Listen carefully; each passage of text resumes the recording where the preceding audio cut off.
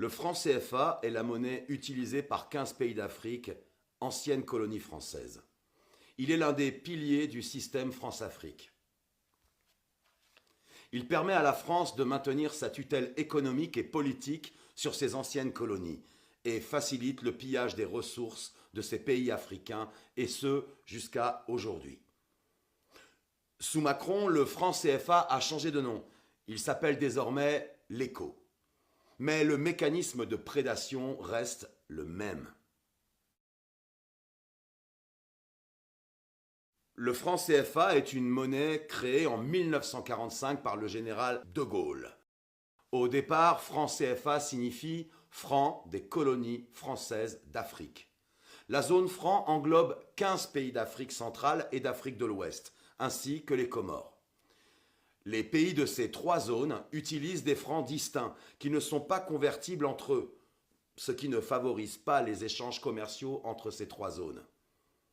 Premier problème. Le franc CFA ne garantit pas le développement des pays concernés. 10 d'entre eux sont encore classés parmi les pays les moins avancés. De plus en plus contestée sur le continent africain, cette monnaie coloniale a fait l'objet d'une réforme en 2019. Pour l'Afrique de l'Ouest uniquement, l'ECO remplacera désormais le franc CFA. L'Afrique centrale et les Comores, quant à eux, conservent le franc CFA. Alors, avec l'ECO, qu'est-ce qui va réellement changer ? En réalité, peu de choses. Le ton était annoncé dès le départ. La France a élaboré dans la plus grande discrétion cette réforme avec les autorités ivoiriennes sans associer les autres pays de la zone, continuant ainsi de nier la souveraineté de ces derniers.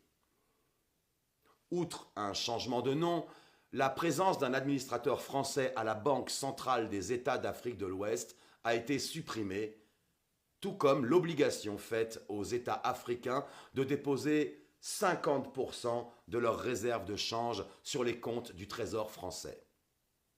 Mais entre le franc CFA et l'ECO, tous les autres mécanismes de prédation et d'appauvrissement demeurent.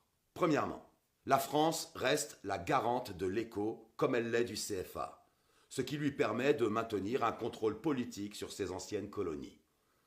Concrètement, si les réserves de change des pays africains sont inférieures à un certain seuil, la France a l'obligation de venir combler le déficit.